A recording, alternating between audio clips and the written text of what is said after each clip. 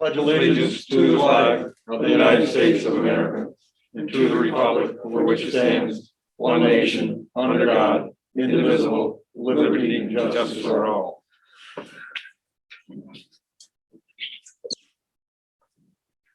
First item is the approval of the agenda. Is there a motion? Make a motion, we approve the agenda.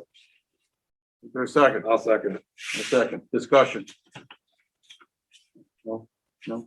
If not, all those in favor of approving the agenda as presented indicate by saying aye. Aye. Agenda is approved. Approval of the minutes, 12/13, 2021, 12/27, 2021. Make a motion, we approve the minutes of December 13th, 2021. Is there a second? A second? Second. And a second. Discussion. You want to go first, Joe? You may get mine. Sure. Let's see, page 4. Last paragraph from the bottom. Mr. Spalding questioned the question mark sheet. And questioned if the direction was from the board or if he did it on his own. I think Bob, Mr. Spalding questioned the draft motion regarding the proposed grandpa's knob turbine. And the rest of that sentence can stand. And then the next sentence says, Mr. Combs stated he did it on his own. That should be Mr. Mark. And I think that's the only thing that I noticed that should be changed. Okay, Dick? That's all I have. You had it. Bob? I just want to ask Joe again, because I don't remember either. What was it again? The draft of the, It was a draft motion related to the proposal to put the wind turbine on Grandpa's knob. okay.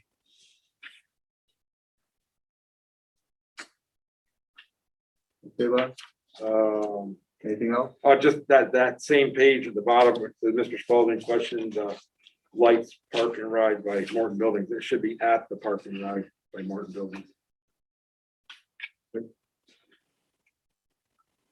I think on those minutes, that's all I had.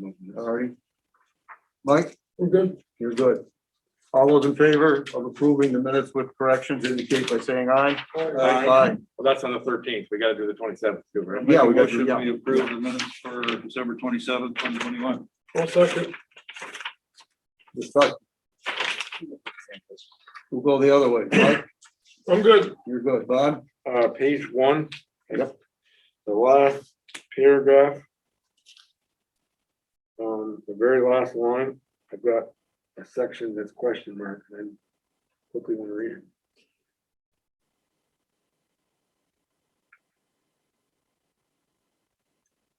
Dick, can you correct me on what you were trying to say there? Well, Mr. Coombs stated he was told that truck would see another sticker. Would not, the word not should be inserted between the words would and see. Okay. I thought maybe.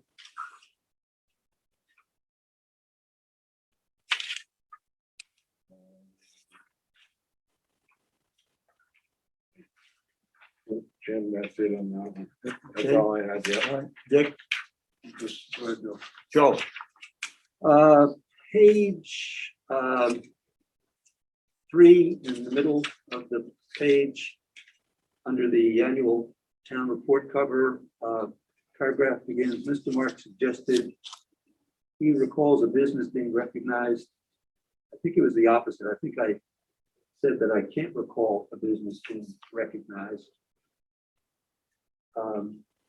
And then in the last sentence of that paragraph,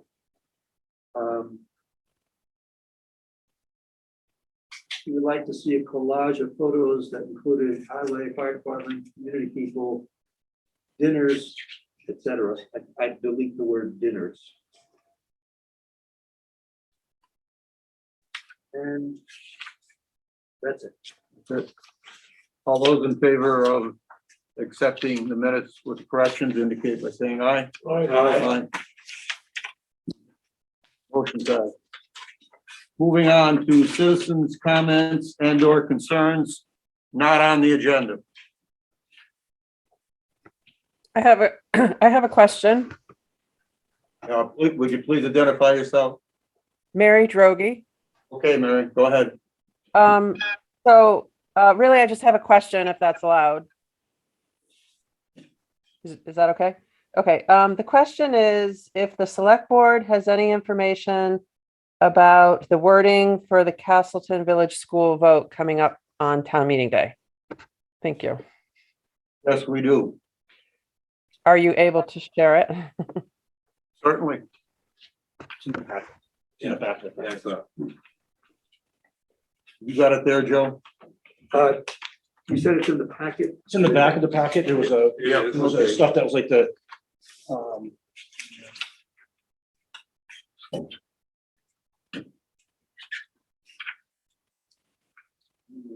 was like the second page, I think. Is it in the town manager's report for that? It's out your sheet. No, it was in the back of that, had, with all the, I remember seeing it as well. Yeah. I know I looked at it. Into the town report section. Yep, I got it. Got it? Somebody got it? somebody gonna read it.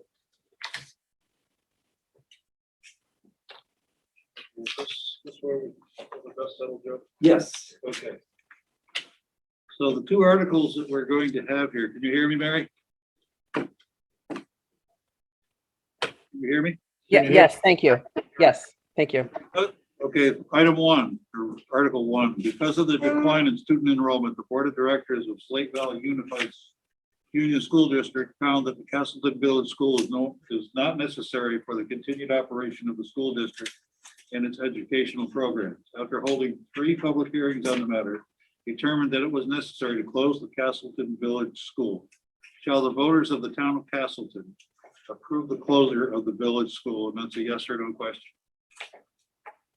Article 2, a historic agreement between the towns of Castleton and Hubbard provides for Castleton to have 89% interest in financial and educational matters, and Hubbard to have an 11% interest in those matters.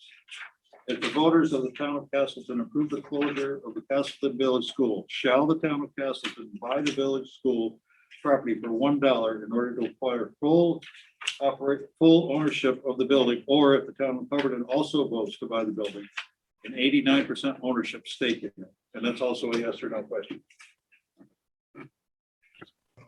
Can I ask follow-up questions? Sure. So is the first article going to be part of the Slate Valley Union Unified School District ballot, or is that going to be on the town ballot? Joe? That will be on the town ballot. These will both be on the town ballot. Okay. And then my second question is probably pretty easy. Is there, since I can't write fast enough to record that, is that available to in print? Like, can I get that in print somewhere? Or? I just emailed it to you about 60 seconds ago. Okay, awesome. Thank you so much. That's all I had. Thank you, Mary. Any other citizens who wish to address the board? Items not on the agenda? Nobody's online. Nobody's online. Okay, we'll move on. Request for the use of Crystal Beach by the Fairhaven Rotary Club for the fishing derby.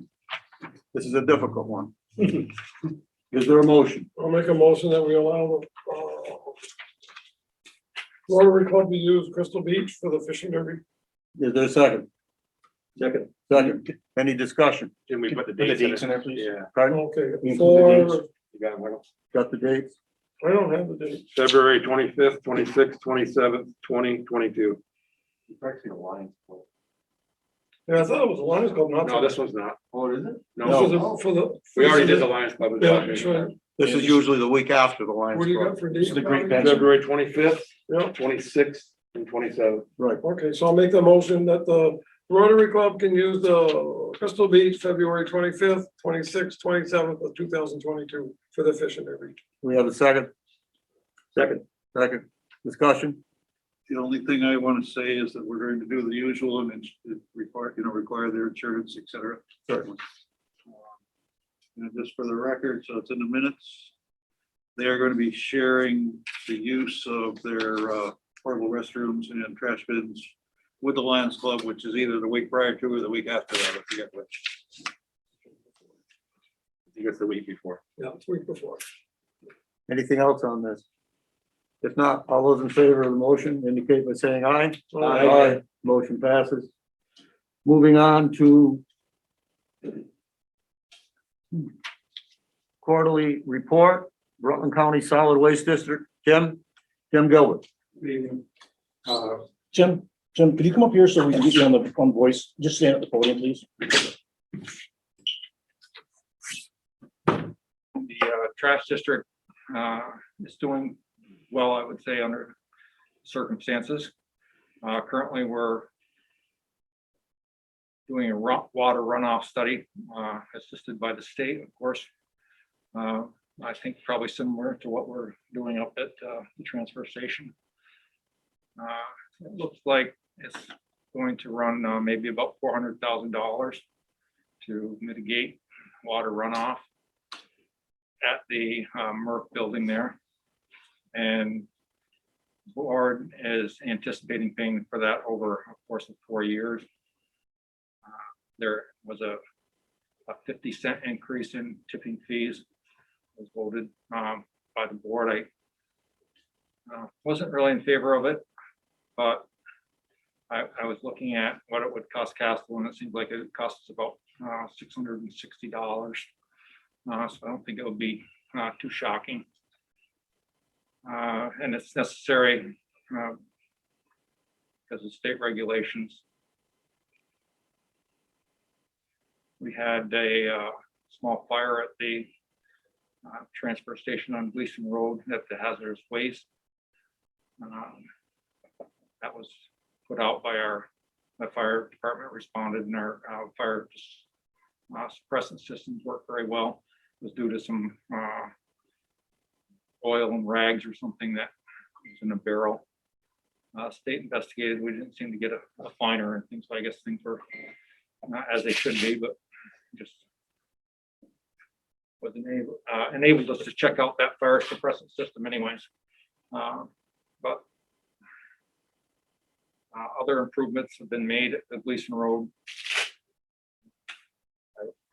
I spoke, I talked about Castleton residents being able to get transfer station stickers for the Gleason Road facility, which is open 6 days a week. And they're able to do that for free if they, well, actually, it doesn't have to be Castleton resident. Anyone that has a Castleton transfer station sticker, they need to just contact the trash district through email or go to the office and have their vehicle information and their sticker number from Castleton. I'm hoping that in the future that can be just kind of electronically shared between us and the trash district. But the trash district is on a January 1 to December 30 basis. So anyone that has a sticker at this time needs to get one for the 2022. Our stickers change, of course, in July 1. But that's just a matter of getting your sticker renewed if you already have one, or getting one if you don't.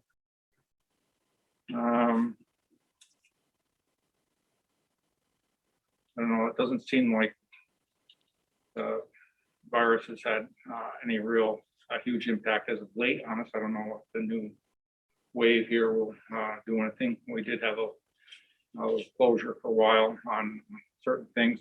Our household hazardous waste was by appointment only, and that's been opened up now to drop off 3 days a week and by appointment the rest of the time. All that information is on the website. I forget which 3 days it is that it's open to drop off, but they are open from 7 to 3 at the transfer station. Past our budget, the budget shows about a 5% increase. That's due to the environmental issues that we have to take care of with the water runoff, plus, of course, as you know, salaries increase. Looks like the cost of living, usually we give employees a cost of living increase, which is going to cost us about 5% this year. Not sure what, if anything's going to be done beyond that at this point. Question? Questions, Joe? No, Dick? Bob? Of course I do. Can you give us any explanation as to why the 2020 district surcharges are only $812,000, not even reaching the 2019 total of $875,000 received? Of what? I don't understand what you're saying, Bob. The district surcharges collected in 2020. Yeah. Only totaled $812,000. 2019, you collected $875,000. Okay. Any explanation as to why they were down $63,000? Why they're down? Yeah, from year to year. It goes by the tonnage that comes in, Yeah. and we can't really control what comes in. But during that time, as you know, there was a work stoppage in many places and things. It's a difficult thing for our manager to budget, actually, because of the variability of the amount of trash that comes in. We can't really control that. That's just what it is. Okay, I was gonna ask you if the solid waste district was gonna have any talks of lowering the district surcharges, since 50% of your district liability has gone away. But that's a mute question, because not only are you lowering the district surcharges, you're raising them. Yeah, it's gone up from just a little under a penny a pound to just about a penny a pound, which is I think it was $19.97 a ton, and now it's gone up to $20.47. And what's the reasoning for that, Tim? As I stated, we have an environmental issue with the water runoff at the recycling center, which we anticipate, we have the engineers looking at it now. We anticipate about $400,000 cost that will spread out to answer that cost. We've had a very slightly increased tipping fees, and we also are we'll have a full year of rental income. Casellas rents that facility from us for $5,500 a year, How much, or a month. I mean, how much a month? about $5,500. That was my third question. Thank you. That's not an exact number. It might be No, that's fine. 56.9 or something, but it's right in that ballpark. That's fine. That's fine. And you guys felt that you needed to raise it 50 cents, even though you reduced your liability by 50%. You have one of the two buildings paid off, so Right. you still needed to raise it 50 cents. Well, as I said, that paid off means that we're now collecting rent. So it's a as double opposed to paid. double plus for you. Well, guys. it's not, because it's complicated, but Casellas had prepaid that building for the district, and then they got paid back by not having to pay rent over the course of that payback. And so now they are paying rent, but the district isn't. They weren't paying Casellas anything before. They just weren't collecting rent.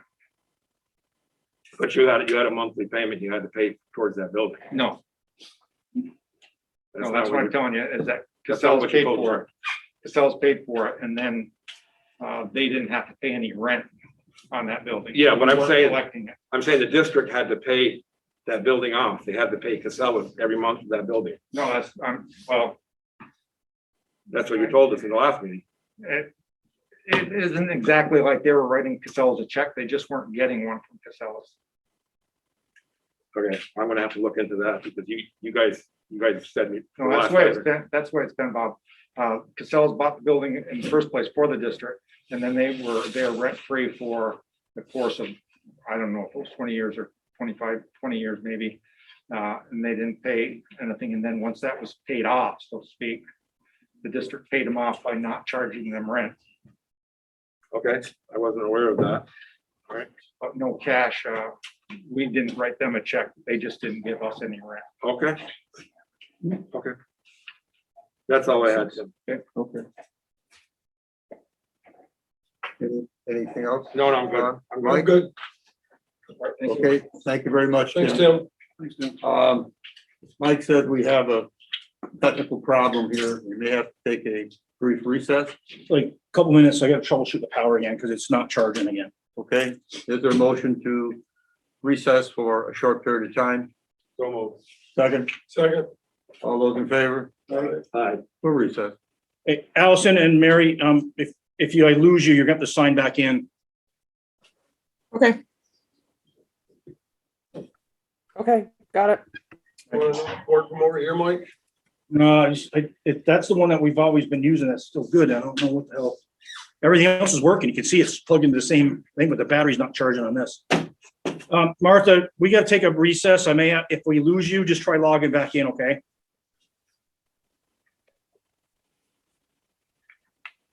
I've checked all the connections down there. Listen, Now there's a green light by the battery. yeah, but we keep losing power. I'm gonna slide this out, Joe. Are we running into that thing? I got parts of Well, the light's not on mine, so you see what you're doing? I just wanna get a hold of this thing and make sure it's not this plug in here.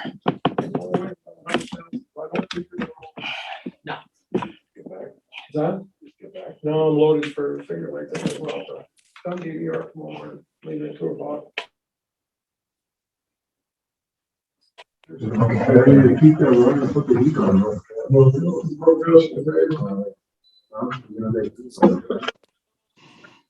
Probably about midnight.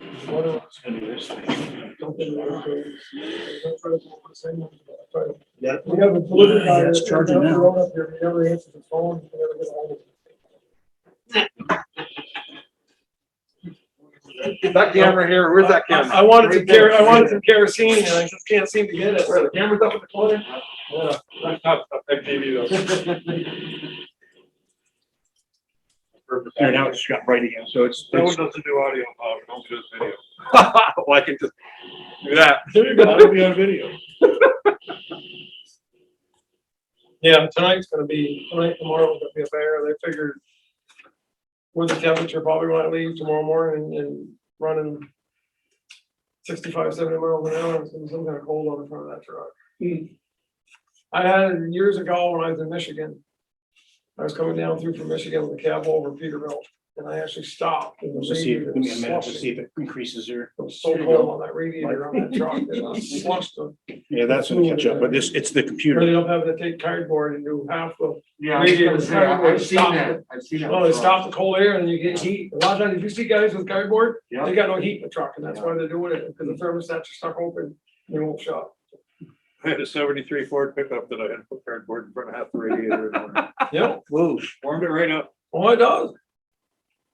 A little bit of stopping that air makes a big difference. Spoiled, considering 1888, they didn't have it. Mhm.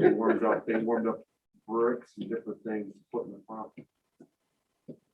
So now I got a heated seat. This one I got, it's got a heated seat, isn't it? Mr. Lemmy, is this our new system? Or we haven't gotten that new system? No, they come more I Friday. just kidding. No. Yeah, this is the new way. There's a shade. I think we got a spring for new leaf cord for this guy. What do you think? Yeah, if that's the problem. Well, that's not the lead cord. I just changed the plugs on that and I changing the plug. There must be, maybe there's a bad plug in that too. So I have another one of those. We'll throw that one away. Well, I went from 17%, 16% to 17%, so it's going up.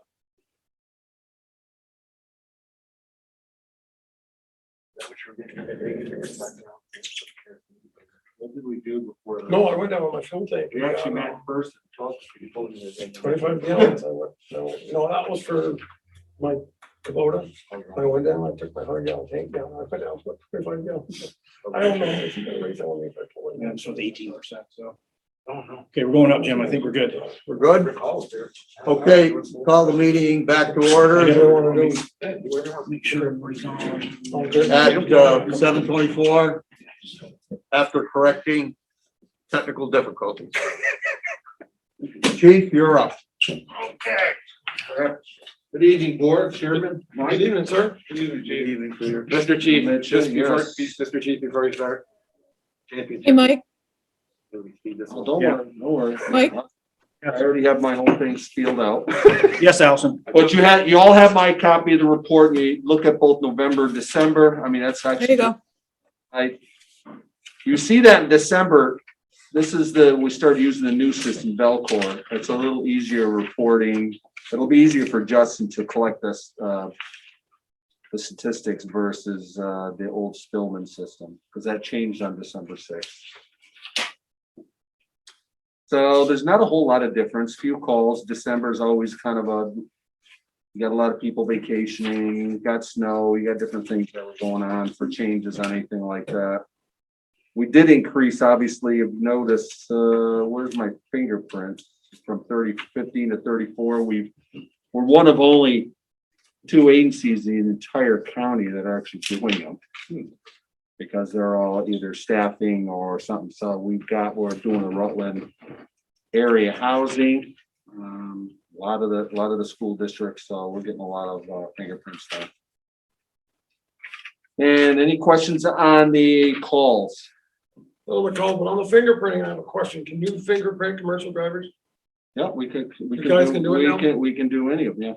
We got the new system in there now and actually prints it out. Because normally I have to go to Bennington or Yeah. Yeah, but Fairly to get it do done. they require you to go to a specific place, or just anywhere? Well, the only places that were available was Fairly or Bennington. Those are our only 2 options For fingerprint? for Or fingerprint. the sheriff's department. No, they wouldn't take us. They're No, they not- won't do it. They're not correct. So Okay, we guys, can- one at a time, please. Oh, Yes, just, it's the same yeah, so question. we can do that, yes. Oh, good, because mine's coming up. I gotta get mine done this year. So Just save me call, going down just stop in and we'll do a schedule. I try to do it when Ed's here, because he's still on workman's comp, so we do them Tuesday, Wednesday, and Thursdays. there. Okay, thank you. So no questions on that. You look at our rest, from 11 to 8, nothing that stands out there. We've always averaged anywhere from 10 to 14 throughout the year. Total tickets, you see that. November, December, you see November, we were up a little bit. Probably because of snow, maybe because vacations, I can't really say. Any questions on those 2 items? Okay, if you go to calls of service, obviously they were out in December, so we really didn't do anything with university, just had them in November. It's been a pretty good year overall, I would say. Casey and Justin are working those nights. We'll see when they get back for this weekend. You'll see the backup to what we did in November, December. Obviously, Fairhaven's our biggest one that we back up.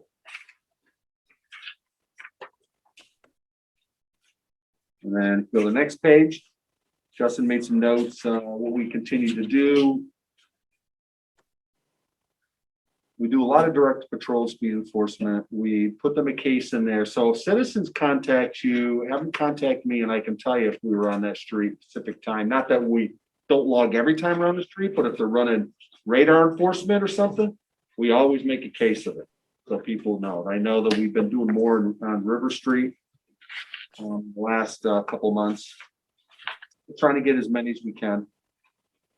And I know that Justin's working with Mike about the speed carts, and that at some point he will present to you guys what he's got for his finding.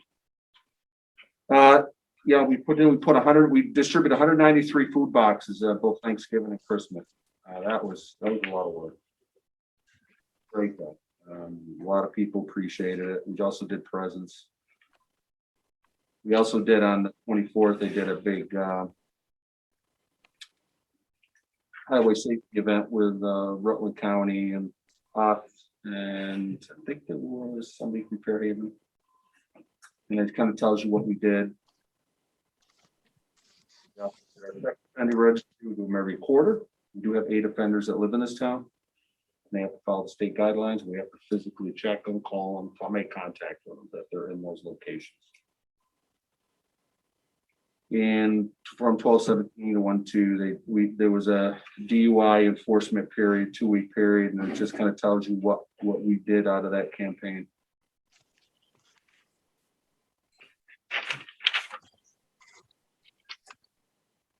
Any questions on that stuff? Number 5. Chief, is that in Castleton? Correct, that's Castleton Just Town. Castleton? Yep, Castleton Town. We're required by law, every town that has them, we're required to do those checks. So it's, they're there. If there's no questions on the rest, I do want to update you on the vehicle stuff. I did get a hold of Chuck Williams about 3 weeks ago. I know that when I brought that proposal to the board a while ago, I didn't have all the money and we wanted to wait till July. So I wanted to, one of the suggestions was if I order it, have it come in July. So it takes 5.5 months. So if I'm granted authority to order it at the end of the month, and I will present it to Mike and he can, you know, it's just a matter of ordering it. It'll take 5.5 months before we get it. And I figure that's by the end of the first week or second week of July. That's something that I'm just letting you know. I'm not going to order it, obviously. I'm just letting you know the time period. I know Mike had brought that up earlier. Is that something, would the board agree to that or is that something you want to do? Pleasure, gentlemen. I support it. I think we should. You do? Certainly willing to talk about it, chief, and I'm leaning for, but you know, we want to see everything, all the details. and everything again one more time. Okay. Joe? So when that time comes, board, I will bring the same packet. The price hasn't changed. Nothing's really changed on that. And I will present it and then you guys can make that decision. Next meeting, chief? Yeah, hopefully, yeah.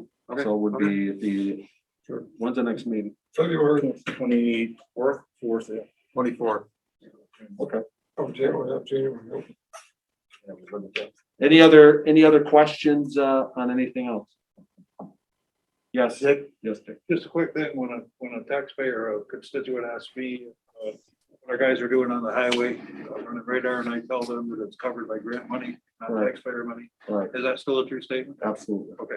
So anytime you see them on Route 4, it's on highway safety time. That's what I told that person. I wanted to be sure that I was not telling them something that wasn't true. Anything else? Yeah, it's funny you said that because I got asked twice about that. So did I. Why is our car sitting up on the highway? I said, You'll see Justin, who's our big highway safety guy. He's always up by 10-2-6. Yep. Not every day, but usually the weekends we'll do a couple hours there. She was So, there Saturday when I went by it, but somebody else asked me over the weekend as well. Okay, anything else for the chief? Thank you very all much, right, chief. thank you. Thank you, sir. Thank you. Thank you, chief. Move on. Thanks, Jim. Submit quotes and discuss replacement of the front end loader, Chris Fouracre and Brent Clark. You're up, guys. And Bob Ward. Sorry, Lord. We both have to be up here. just be close enough so they can, so the. Well, so, That's all. and so brought the ammunition with me, so, in your package, you should have a, slide, looks like this. Picture of a front end loader on it. It's in the packet. There's two slides in that packet. The second page. Oh, I saw that.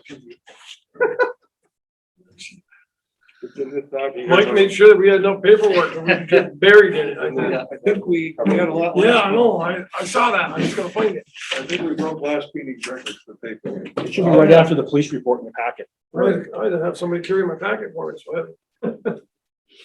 Tough to get the old. So, Okay, you keep looking, Mike. Go ahead. okay, Yeah, so. I'm gonna keep looking. So last, I believe the last board, meeting, the seed was kind of planted, what we were thinking. Bottom line up front, I'm not addressing a loader, or I'm sorry, not addressing a grader at this time. That's another discussion, and I think we have some, we have a window of time left to use that. Strictly focused on the loader. In front of you is a proposal for a new front end loader to replace the existing loader, which is about 19 years old. And I have some details on that. We can talk about that and its issues.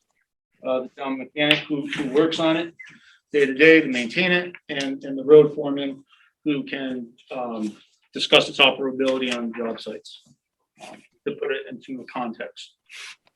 So the bottom line is we came to a determination that it's time to replace the loader. Brent did a lot of the work. You go out and solicit bids, get prices, trade-in estimates on the current loader. Those you'll see in the top left quadrant of your slide packet. Went to 3, went to Cat, Case, and Doosan, I mispronounced that. And you'll see the municipal base price, trade-in value for our current loader, and the net price. So the net price of the one we have selected, looking for your approval, is $154,500 with the trade-in of the other loader for $25,000.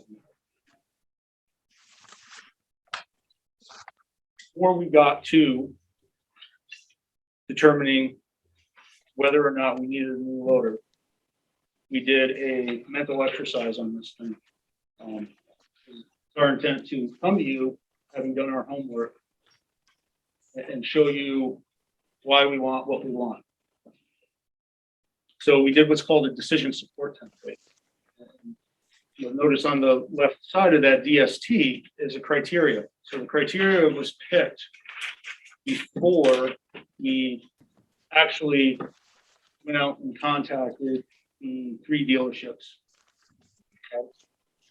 And we said, what do we want out of this thing? Well, number one is value. We want something that's decent value now, lower is better as far as price goes. But we also looked at it from a futuristic standpoint of trade-in value down the road. Okay, what would this thing hold its value 20 years from now?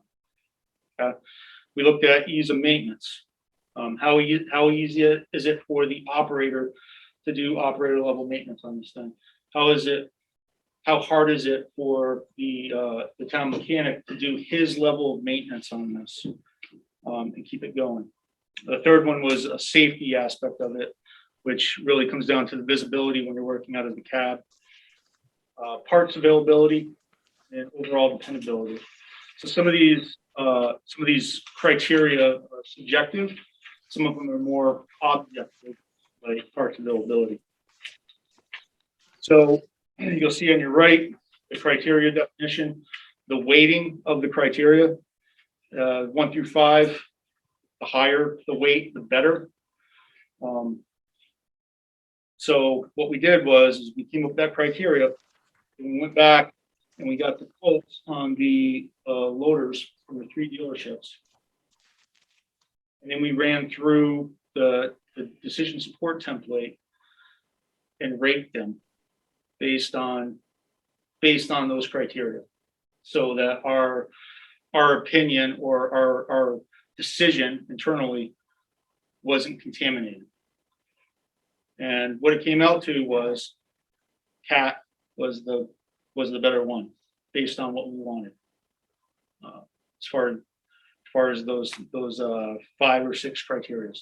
Yeah. And pretty much, I think subjectively it came out based off of the team's experience with that and those machines. If you look down to the left, the bottom of the slide towards the left, did a quick loan and organization schedule out of this. Interest rates, I can't say that they're going to stay the same, but I went with the higher 2.5%. This would be funded out of the highway department's reserve budget as it stands now.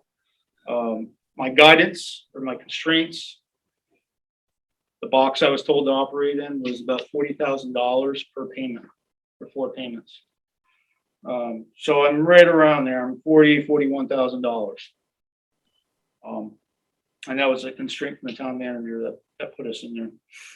And then over to the right is a quick spec summary on the new Cat 926 loader. I believe the dealer, we had talked, they wanted a decision last month, but they extended it out so that we could have this opportunity to present this to you.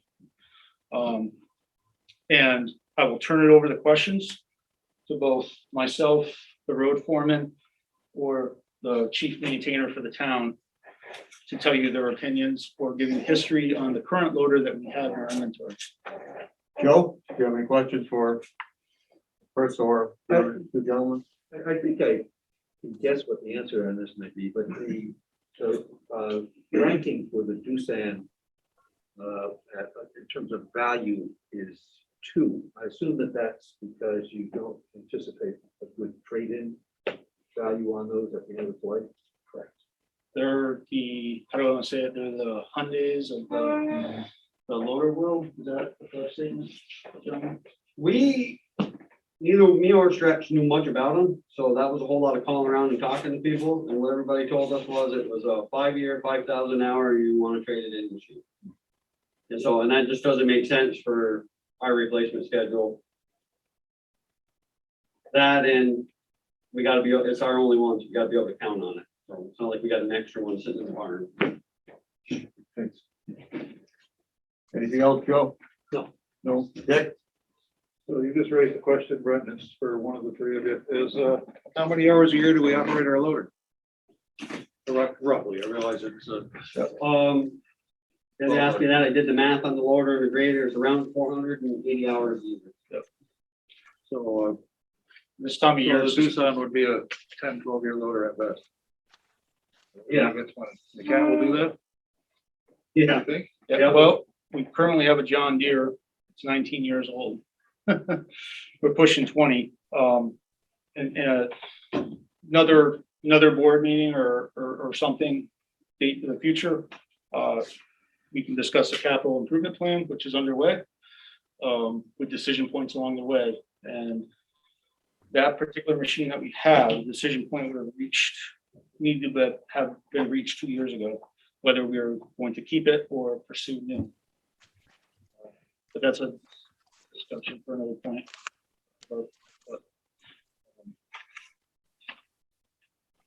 So what I'm asking is to walk out of here tonight with permission to buy a new loader out of the highway reserve budget. Okay, I'm good for now. out of the reserve budget? You mean the total out of the reserve budget, Chris? Well, being payments, sir. Okay, all right. Dick, you have something else? I'm good for now. Okay, I'll get you one. Bob? I'd like to stretch to touch on running that loader back and forth to beat Ruby's pit. That cannot be good for that transmission. Is that what took out the transmission in the old one? No, it's just, They're not made to go up and down the highways, though. God does it for them. Really?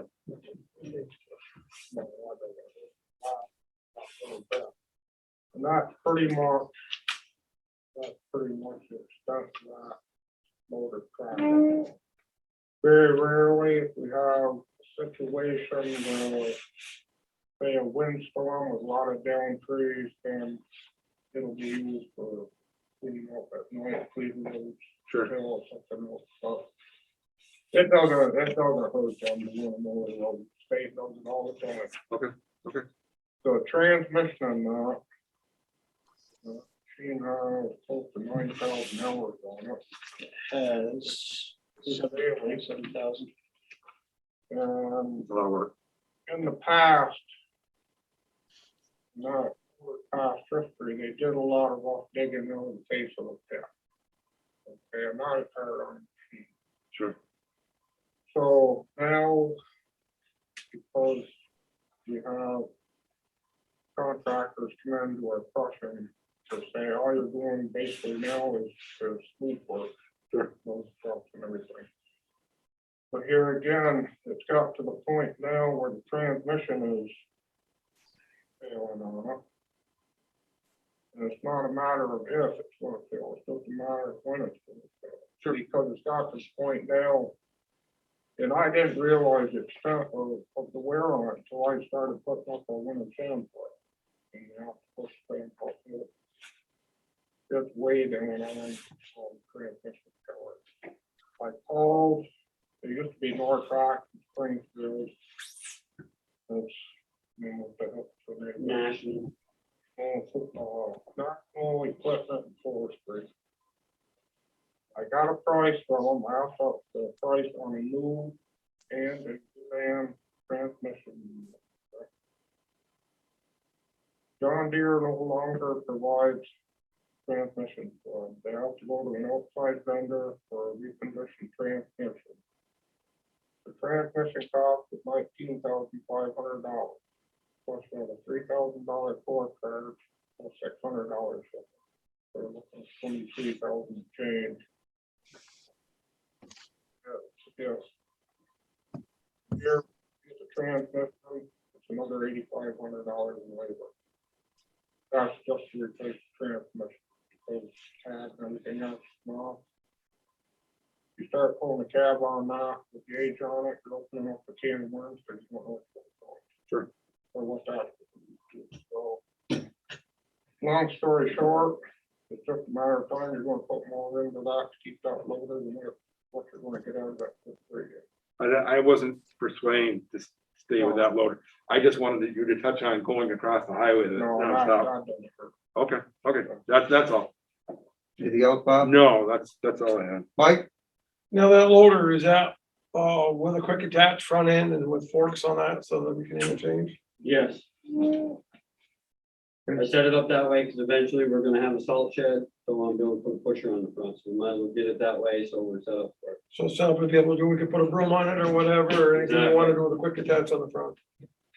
Okay, well, that's a good, that's where you go, Mike. I just had one quick, where was it gonna come out of Milton?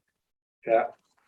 We're looking at, we ordered it now, 3 months and it'll be here. It comes into there and then they bring it down for us. Okay, that's all. Anything else, Mike? No, I'm good. You're good. Mike Jones? Thank you. No, I just want to clarify about the reserve. There's $117,000 in the reserve. The payments aren't going to come. There's $40,000 available in the operating budget each year that available for this particular piece of equipment. So the money goes from the operating budget into the reserve and it's taken out of that. So we don't deplete the $117,000 that's there. It's money's in the operating budget. We budget $80,000 a year for vehicle reserve, and currently 40,000 of that's being used to pay 2 more years on the new tandem we got. So the RAM was paid off, so it freed up the $40,000. So that's where it's coming from. So it's laundered through it's laundered through the reserve. Yeah. Get that way. So yeah. Thank you.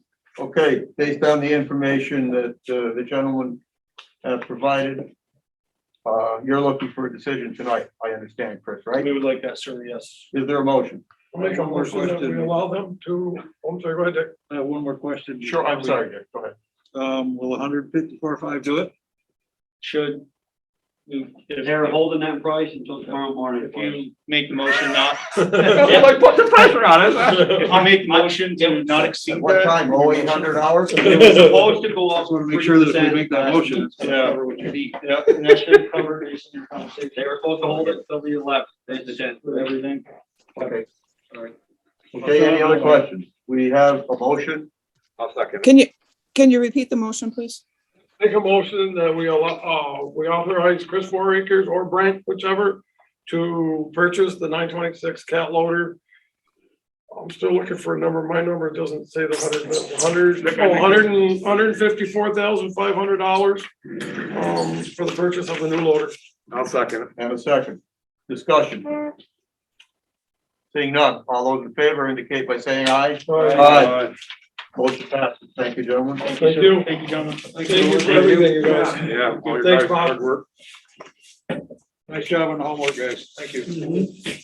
Yeah, you made it a lot easier. You don't have to leave, guys, you know, you're welcome to stay. But if I were you, I'd leave. Oh, nice. Or someone asked for something. I like old buddy, I like it.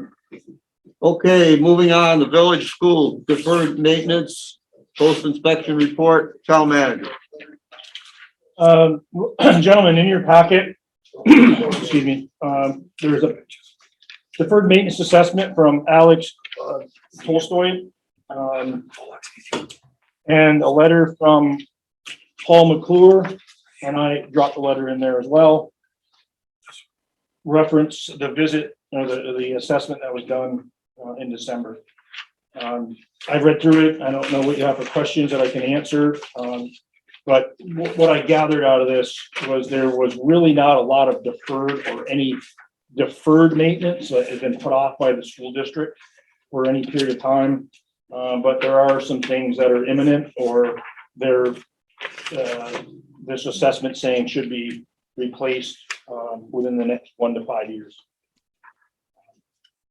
So barring any questions that you have about it.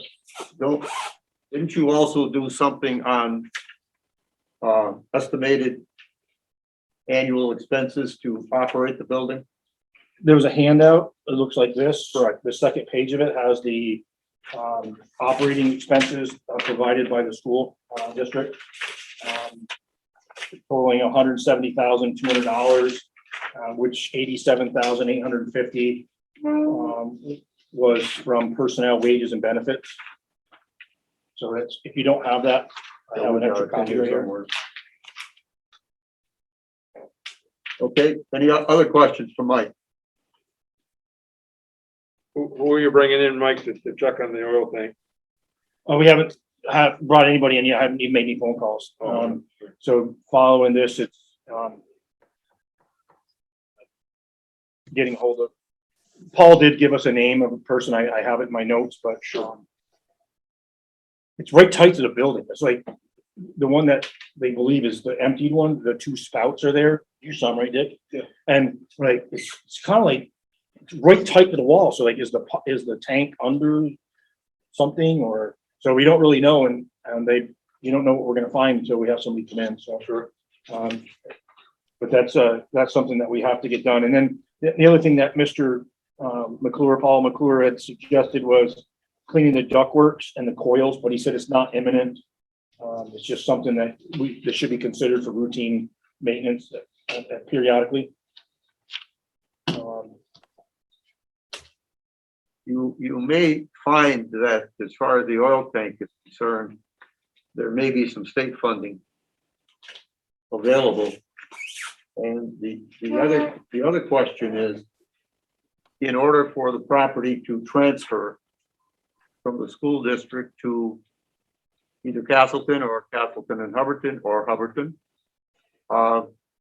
would it be necessary to remove that tank? Usually with a property transfer, it is, but I don't know about municipal. You may want to contact somebody at the state level in DEC who might be able to give you that information, Mike. It was discussed with Alex when we were out there, that this, and with Paul, that it potentially would be an issue for sale of the building. That's usually what it is, yeah. Okay. No, I just want to speak to that. Yeah, go ahead. They've allowed us to, on several in-ground tanks, to cut a hole in the top and fill it full of sand and then cover it back up, and that's allowable. So you don't necessarily have to remove the whole tank. Well, the question is, was there leakage, or was there overspill due to filling? Is there contaminated soil Around it. Yeah, I mean, there are the specialists, actually, there's some in this area who are licensed to do that type of work. I had one question. I was under the impression too, that tank was supposed to have been taken care of a couple of years ago. The state put out a thing saying anybody that had a tank in the ground to let us know, and then the ones that had them in the ground, they had to be, there was a certain date they were supposed to be out of the ground and told that they were out of the ground. So I want to make sure that we don't get, or whoever gets penalized for that tank being in the ground and not taken care of in the time that it was supposed to be taken care of. You have that documented somewhere? I know, I was told by a person that that's what it was, so. Okay. Anything else for Mike on this? Mike, is it possible to get a synopsis of this so that we have some accurate figures or reasonably accurate figures that can be disseminated prior to the vote? I can take what Alex is giving me and try to clean those up. Yeah. I asked Paul McClure, and he said, I don't have any numbers to give you because nothing needs to be replaced right now. Okay. But as far as what Alex had put in there, I can certainly try to, I don't know, verify or vet them, making sure they're accurate by calling, I guess I'm to call vendors, contractors, for the roof stuff. There are other things in there that like discoloration of bricks, but as far as the big stuff goes, like the roof, I can, if I get a contractor to give us a second opinion on it. Okay. Anything else for Mike on this? No? Okay, Mike, thank you very much. Moving on. Final rule from US Treasury on the eligible use of American Rescue Plan Act funds. You're up again, Mike. This is the summary, because the original was like 600 pages or some crazy number. And Joe actually shared an article that was in the Rutland Herald called Treasury Broadens COVID Relief Uses for States and Localities. And I have a copy that he sent me. Joe, did you share that with everyone else or no? I did. Okay. I mean, I sent a link to the Associated Press. Okay. article, which was what they. So I guess I won't bother sending it if you have that link, but so basically what this is saying now is they broadened the discretion on the use of these funds, and I have to dive into it now because I looked at some of the emails that were going around. I included one of them through the town clerks or through different agencies, and some people have already done analysis saying, oh, this is where I see the changes were. The loss calculator, that's still ongoing. We started that process, so the accounting office did run the calculator, and it went through VLCT, which they're going to do this week. And then they also recommended sending it through NEMRIC. But now reading through this, it may change that whole scope. So it was an exercise. It was a good exercise anyway. But it just may change how money, what the money can be used for, how it's, reporting it, capital expenditures, so more to follow. And as we dig more into this thing, but this is their final rule, and it did change stuff. And I think that's the lesson that everyone was trying to tell us at Rutland Regional Planning Commission and VLCT, and just said, hey, pump the brakes a little bit because the final rule hasn't published and there may be some significant changes. And it sounds like reading through this, that there are some significant changes. So that's the final rule you have in front of you. This is the summary final rule. The final rule is like very large document. Oh, okay. We started going through the final rule. It's 500 and some pages long. I got through 15 pages to skim reading, and I hadn't yet gotten to the table of contents. So then I took the summary, the overview, which is only 50 pages long, and at least you get to a table of contents on the second page.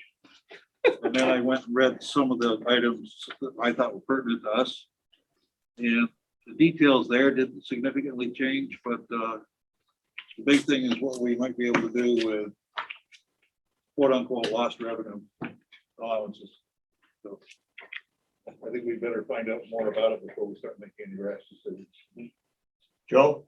Yeah, I mean, my sense from the summary document and the Associated Press article, if it's correct, is that we can do whatever we want to do.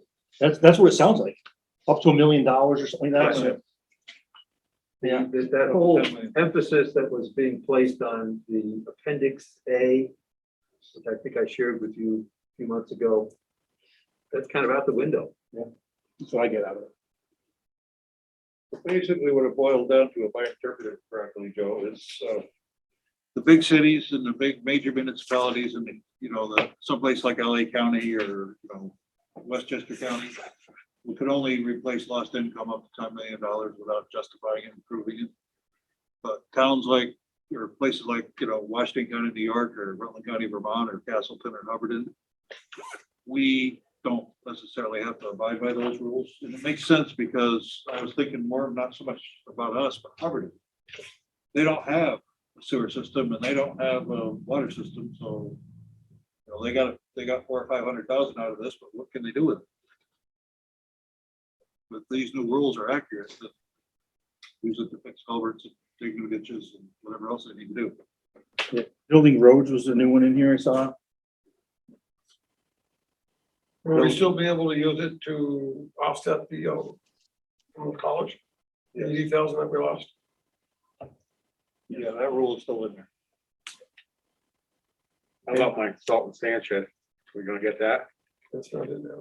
Well, if it, under that, if this rules, you know, are what Joe just said, and you have that really broad discretion, that appendix of eligible uses is kind of gone. It opens up to, you can use it for all kinds of broad scope things, normal provisions of government, things that we would normally be doing. Good. Did I read that got changed to that, so it's the class 3 up there now, not a class 2? Did I read that somewhere? Class what?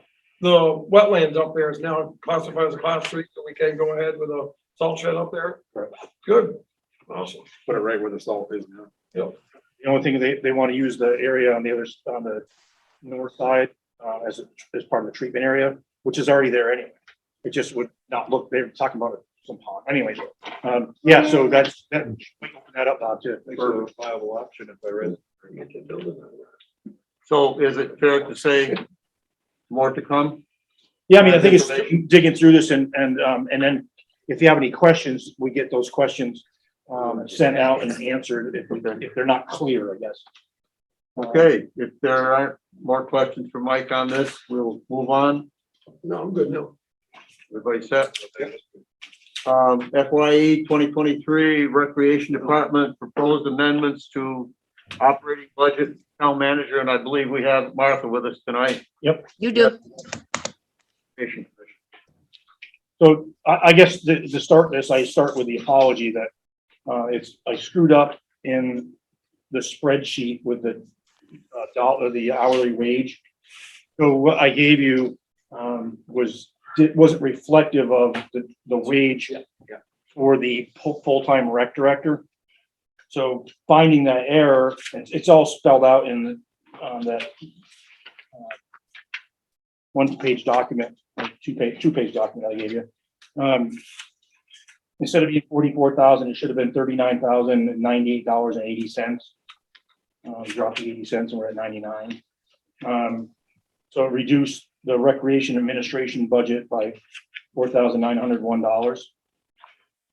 And then it changed the FICA line. But the bottom line is that I didn't give you good numbers.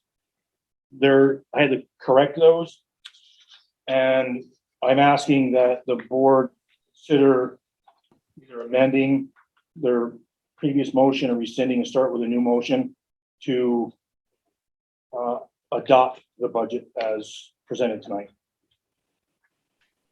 How many options did you give us, Mike? Well, there's two. It's Two, okay. well, and then in this packet, because one of the questions that the chairman had was just a clarifying, I guess, of the motion that was made at the last meeting when you adopted the budget on the 27th of December. What was in the rec budget? Because you're not seeing the spreadsheet, the internal parts of it. And so I provided that to you on what it looks like for the full-time rec director with no part-time directors or their associated stipends. So that was what you approved, was a full-time rec director, no part-time directors or their associated stipends in the motion you made in December. So what I tried to do, and I hope it wasn't too confusing, is on this one, I gave you proposed budget year 22-23 with 2 part-time co-directors, no full-time rec director, and the stipends are out. So that will give you an idea of what the difference is in the costs. On this one right here, on this, the one-page large spreadsheet and this document, where up top or down the bottom it says proposed budget year with 2 part-time co-directors, no full-time rec director. So the price of the personnel is $96,986.99. Whereas if you go back to these big packet and that sheet that says it was $117,312.40. There's a difference in what it costs for the part-timers only, or what it costs with the full-time rec director only. Because I thought going into that meeting last month that there was going to be a motion to have a separate ballot article for the full-time rec director.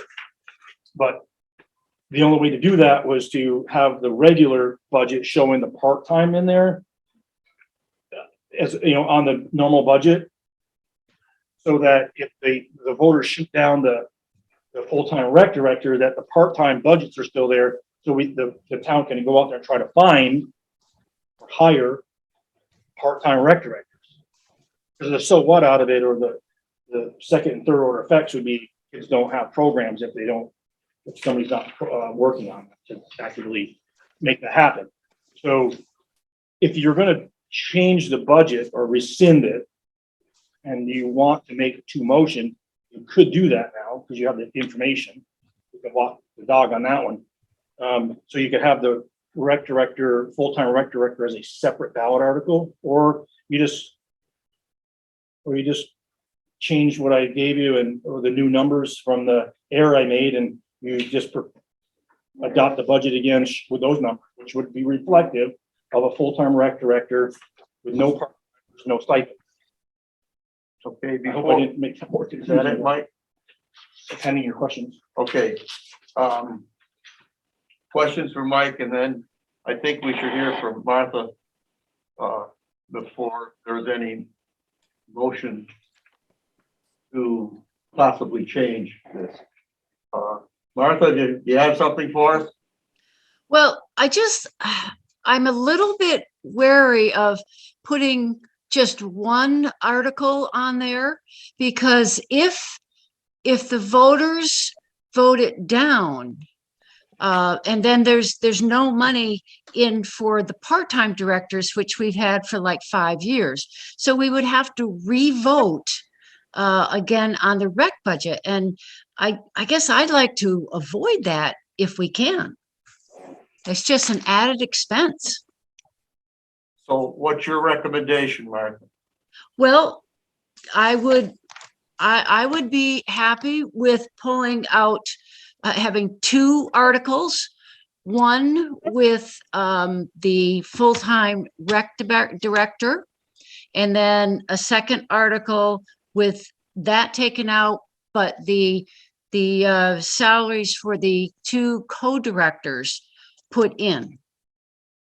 I think, just like Mike's laid it out. Okay. Is that it, Martha? Yep. Okay, questions for Martha? I'm not clear on how that's gonna work. What if they vote yes to both? I think it's. Boy, you're optimistic. But I think the language in the article, just like the one that you're voting on for Castleton Village School, has to have some explanation. That if you approve this one, or reduce the budget by, or increase the budget by, or something of what mentioning the part-time folks, that's the piece in the middle. They approve the full-time rec director, then we got to remove the part-time Yeah. from the budget. Yeah. And the stipend. I don't understand how you do that. Is there a logical way of doing that? Dick? Okay. I have a suggestion and a question. Suggestion would be to have two, since we have 40 some articles for the budget anyways. I We're not believe just- it's over Instead of having 50. 43, we'll have 44. Yeah. And the 43rd article would be a number for the budget for the rec department that includes the part-time help if we hire part-time help. And then the 44th article would be what the net difference is if we don't hire those two part-time directors and hire a full-time director, which would be somewhere in the $30,000 to $40,000 range, right? The net difference. Just for their wages, and it would change because they would get benefits too, so that could be up to, we don't know. I thought it was closer to 50. Well, we have to know what the net difference is. Yeah, I thought And that would be what that article is. I thought there was a number once of 53, Okay, so that's the number. 53,000 somewhere. So That Joe said, just to make the Or math 50, easy, yeah. let's say that we have an article out there for $100,000 for rec. And then we have another article for $50,000 to upgrade our rec department to a full-time rec director. And then, with an explanation of what that entails. Okay. That would be my suggestion. how does that sound to the rest of the board I members? like it sounds better now. Sounds better now. Okay. Then, but we have to also make sure that the voters know that, well, this is only my opinion now, but, the full-time rec director would benefit the town because one of the things we want to do is make this town more attractive. Better rec program to do that. Well, I would hope that at the annual meeting, whether it be remote or be in person, that someone from the Recreation Commission would explain exactly what you just said there. That's to the benefit. We are planning on doing some marketing, as soon as we know exactly what, how the ballot's gonna read. And, you know, we're gonna have a couple of, public meetings to get the word out, and then use social media to get some more word out. Okay. Will there be anyone from the Recreation Commission who can address it on town meeting night? The best I can do is remote because I will not be in state. Okay. Either remote or could one of the other members do it? If you can't? I can check to see if Amy would be available to come down. Okay, all right, fine. Any other questions? Bob? This is, it's above my mentality.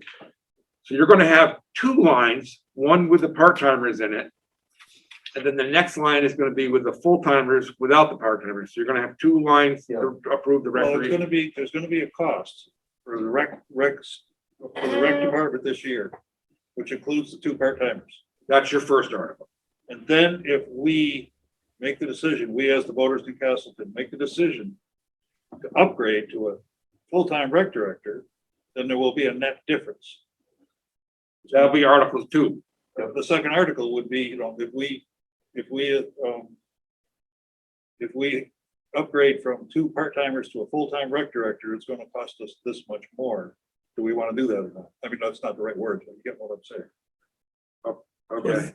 So I think what you're trying to explain to Bobby is that the first article is gonna say, do you approve $100,000 for the rec department? With the two part-timers. With the two part-timers. And the second one is gonna say, do you approve of a new rec director without the part-timers? And this is what it's gonna cost you above and beyond the $100,000. Correct. Okay. Okay, Does that make it easier, Bobby? Yeah. We gotta get the right wording on I this. knew that's where you were headed to that. yeah, it has to be worded correctly. I just want to tell Martha, the only thing I'm worried about, Martha, is when somebody sees the rec department with a full-timer, it's gonna be this much more. I know how people vote. I think it's putting you at a disadvantage, I think. I've thought of it both ways. And I think when I saw the article on the draft, it scared me because it was, 190 something, but now it's going to be down to a little bit from 190 to 180 something thousand. And then in parentheses, it had that last year was 113,000. And that's going to scare everybody too. It is. There's gonna be a lot of questions on the rec department that night. Okay. Mhm. Okay, other questions? Joe, you had something. Well, yeah, it is confusing and to say, like Mike just said, that one article will be $100,000 for the rec department operating budgets and personnel, including part-timers. And assume that gets passed, right? And then they have a second article that says now it's, another 50,000 will get us a full-time director. What does it do to us to have had the voters approve an article that specifies part-time directors in one case, and then in effect overrides that by having a voters approve an article for a full-time director? Haven't we already said to the voters, we're obligated to provide part-timers? You spell it out a whole lot better than what I spell it out. That's exactly what I was getting at, Joe. I mean, I think the article,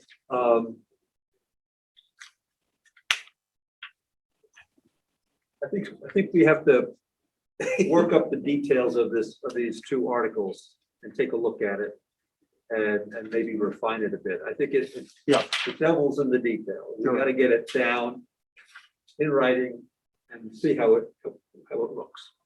Well, we don't have to, in fact, we cannot approve the warning till the next meeting because of petitions and so on coming in. So we have a couple of weeks that we can do this. And hopefully we can work it out to everyone's satisfaction. Warning has to go to the printer at the end of the month. You know, 20, I think we saw something today, the 25th. Yeah. Our meeting's the 24th, either has to go the 25th or 26th. So it has to be done at the next meeting, definitely. If the board is not changing anything else, any other departments, then at least the staff can write we should get the articles all but the rec. Yeah. So at the next meeting, if you choose to go this route, then there'll be a new motion for a different budget change. But at least we know that the other departments haven't changed and they Okay. can move forward with that. All right, is there anyone who wishes to change anything else in the budget that we approved other than the consideration of the rec budget? Are we happy with that? I guess so. Yes. Okay, so you're all set there, Mike. Okay, anything else, Martha? No, nothing for me. Okay, Can I suggest that Mr. Mark put this together? certainly. I'll try that. Mike, can you send me the warning from last year? So, at our last meeting, we adopted a budget that was in first it had some errors in it, which we now know about. But in general, we're now thinking about going in different directions with having two articles related to recreation. So it seems to me that we have to probably rescind the decision that we made at our last meeting. It's procedural. Okay, is there a motion to rescind the approval? Is that what you're looking for, Joe? Yeah. The approval of the budget at the last meeting. So moved. Is there a second? Second. Discussion. It specifically is the budget that's dated 12/13/2021. Yep. I just want to make sure that it's in the minutes. Right. Just- Okay. Just for, Any other the discussion on budget that? amount was $3,338,382. That is the budget we are rescinding. That's correct. Right. Okay. All those in favor indicate by saying aye. Aye. Motion. Those who disagree? No one disagreed. Nobody did. I didn't hear anything over there from Mike. He So I said I. Okay, we're all set then. That's unanimous. It's 5-0, Allison. Okay, manager's report. Don't we need to approve the new budget with the new number? No, we can't. We can't. I We don't don't think have we're them yet. ready to do that yet. We don't have them yet. I think we have to, or we can't put a warning together. It has to be done in the next 2 weeks. And so at the meeting of the 24th, we will adopt. I think Whatever's procedurally, worked we out. might be making a mistake because I don't think I am. They can put it together, can't they, Dick? Other than the rep. well, right now, the town manager does not have a budget approved by the select board. That's As we correct. stand right now. He's That is not gonna. correct. Because of the possible changes in the rec budget. I don't believe we were talking about anything else. Well, I would propose or suggest that we approve a budget of $3,533,601 right now, which reflects those corrections that Mike made. I guess I don't understand that, Dick. Which would include the total amount of a full-time rec director. And then if the voters don't approve that difference, then it would be $50K less. The voters can't approve it until they have an approved warning. I understand that. Well, that's all we're doing.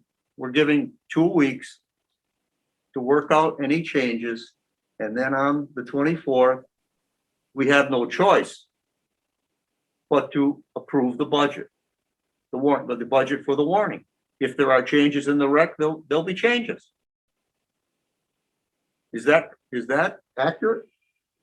Is it accurate what Mike said? Yeah. Can they do the other 43 articles and just leave the rec for, can they do that? I mean, technically, officially, you rescinded that, but if I don't expect any changes to it, We're then we'll telling just, you there's no changes. right, we'll just move forward and sit there and wait till the next, when the budget, at the next meeting. And if their numbers change, because you're gonna go with the 2 articles, we just deal with it at that point. And but it gives us 2 weeks to work up those numbers. That was the whole thing was all about.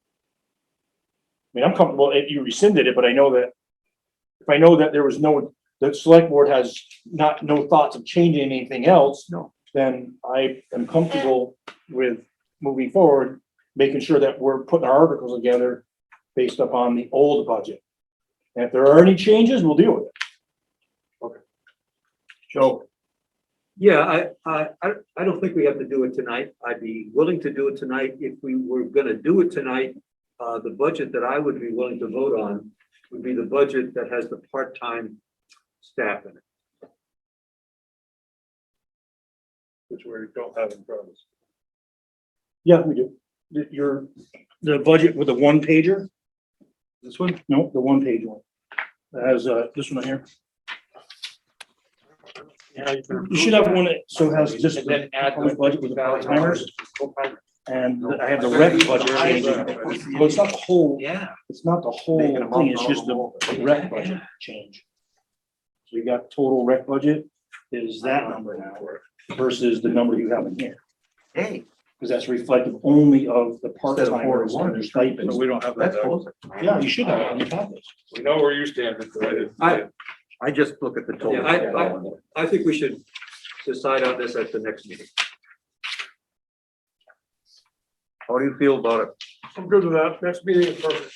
Bob, Yes, absolutely. Dick? I'll do it before. Okay, Don't be afraid, Dan, you can go against us. that's okay. Well, I told you where I stood. I thought. we That's should all right. do the Budget the way it was presented tonight, but Mr. Chairman, I'm not the majority of the board. Mr. Town Manager? so the big packet you have has a 1-pager that has the full-time rec director and no part-timer. We got it. So, but if you take on that document under recreation, it says full-time recreation director. Yep. And has their salary and all their benefits. Yep. So if you slide and add all those, I don't know how to. This right here, the far left column says total benefits excluding FICA. So we have to add in everything that's not in that. So it's all the Beamers. That equals 22,000 plus the FICA and plus their salary. So, I mean, we can figure that out for the next meeting. It's gonna be easy, but you're talking like $63,000 something dollars. Okay. Is what the rec director would be paid with wages and benefits. Okay. But we would save by removing the part-timers and the stipends, right? Yeah, I just, So what's that dollar figure, just roughly, Mike? which Then one? that- The dollar figure we would save by not having the 2 part-timers. That's on that 1-pager there. 30 grand or something. You take that off to 63 then, right? Is that what you do? Yeah, I wrote it down already. I don't think so. No, I don't No, think it doesn't so. work I that don't way? think so either. That's what I thought, but I don't think it does, Bob. I know where you're going with that. no, because the page I have for the part-timers, the wages for the part-timers is with everything, and see, and again, I can't, it's $96,986.99 just for the personnel side of the house. And then if you look at this one here, it's $117,312. So if you take $117,312 minus 986 or 997, that's gonna give you the difference between the two. About 20,000, ain't it? 97 to 117, pretty close, 20,000. Pretty close. Pretty close. Quick guess. For those people who are watching, this is what happens when you go to the factory and see sausage being. Yeah. That's right. This is much prettier. Well, that's Okay. better than a $50,000 Okay, Shel, increase. can we move on now? It's $20,325. From a full-timer to the part-timers. That's just the difference between the wages of all, if you just have part-timers. Yep. And their stipends. Minus the rec director and their benefits. The difference between those two is 20,000. So it costs $20,325 more to have a full-time rec director. That's the number I was looking for. I believe that's incorrect. I believe it's incorrect too. That's everything. I mean, Okay, because it's, That's not benefits for all. That's Right. just their wages. the full timer gets the benefits, the part timers. we gotta have that number too. We gotta have that number. I'd have to add them all up right now, so I don't. No, it wasn't, he's not now, but, I thought we agreed it was gonna be worked up okay, for the next meeting. okay. Is that okay? All right. Let's move on. Is there anything left for the manager's report, Mike? There's too much on it, Jim, but He wore out his magic marker on it. Look at all the yellow. See, he's got a brand new one. Guess I'll have to bring, so guess I'll have to bring my light the next time. Yeah, I can't see shit. So.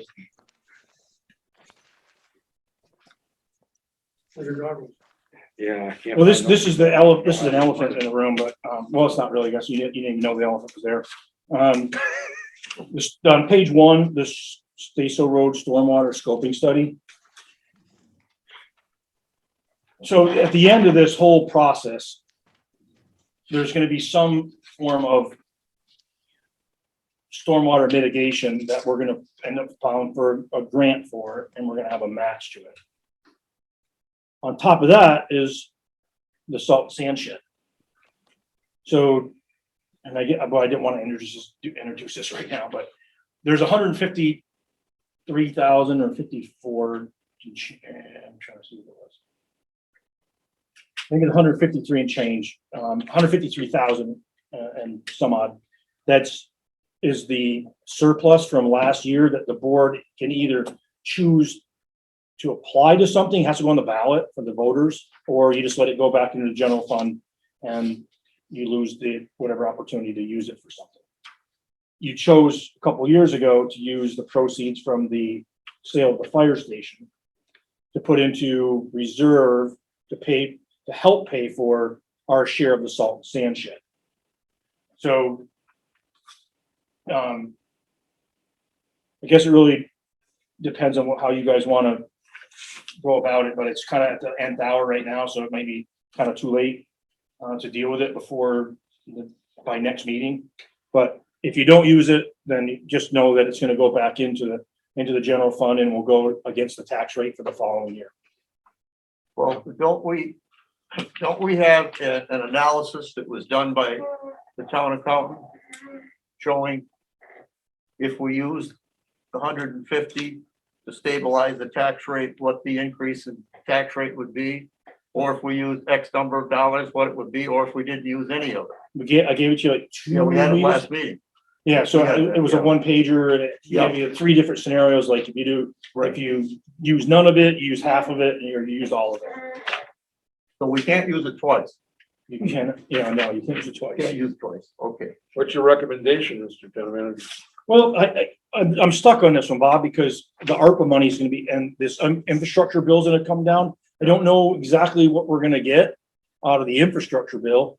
And with all the projects on that project list that the select board put together for use of the ARPA funds, is there gonna be anything left over? What I'm saying is, as taxpayers, we paid that money, and if you choose this, like getting that salt shed done, let's say, I know that's something that you've been talking about. If the select board chooses to put it on a ballot article there, shall the voters of Castleton, approve the use of $100,000 for, construction of a salt and sand shed on Staso Road, or something like that. Yeah. Or anything else that's out there. Obviously, I'm in favor of it, so I don't know. I can go ahead and make a motion. But I mean, we have till next meeting again to deal with this, because I sprung it on you right now because it's there. We just haven't talked about it. Okay, Normally by June, I'm starting to talk about like carryovers. And we did talk about the surplus. no, you didn't. Sure. So it's sitting there for your discretion, how you might want to move forward with it, so. And it has to be approved by the voters. Okay, well, you just said we're at the 10th hour, so you're making me nervous when you said that. Yeah, I mean, we're basically till next meeting. Okay, You know, if you guys decide between, as you're working on this budget, if you want to put another ballot article out there to use that money for something, you could do so. I would like to. Okay. We're, so that's the end of the first page. Second page, that 50 cents per ton increase that the solid waste district is imposing. Went back and looked at the motion that you guys made last month to increase the per ton charge from 180 to 185. We're talking 600 and a little over $600 increase for the surcharges, and that motion that you made to increase the per ton charge would certainly absorb that $600. So it's not like it's going to hurt the budget at all. It's really built in at this point. So I just wanted to let you guys know that you know that 50 cents per ton is not going to impact the budget in a negative, Okay. going into the red kind of thing. Solar project, I'm at the bottom of page 3. So the solar projects, let's see what it was just an update, where they're at. I did do a site visit and walked up there, and they've stayed within bounds. They did steal some of our, well, I'll take that back. I'm on camera, so I'm saying steal. There was some stone missing, and it was addressed, and we talked to the company, and they gave it back to us. They were in a jam. They were in a jam and need to borrow some, and they hadn't come to us yet to let us know that they borrowed it. And Mike Smith caught them in the hand in the candy jar. They gave it back to us anyway.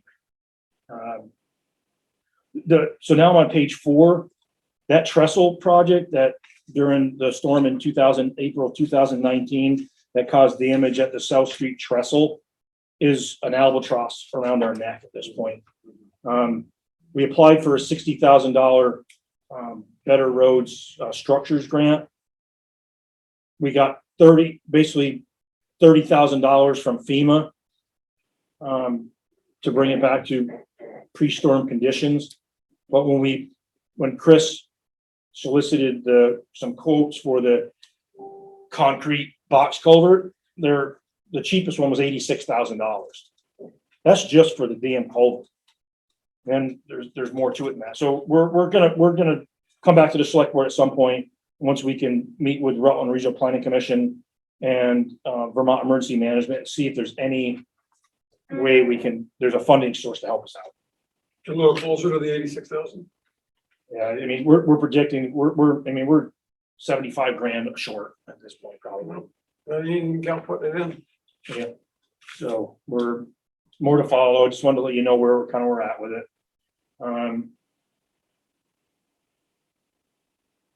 Upstairs here in the fire department, Paul's in it.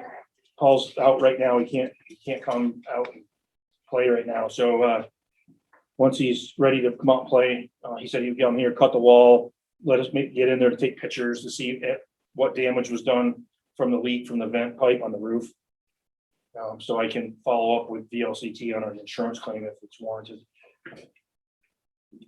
I'm still on page 5 of the garage.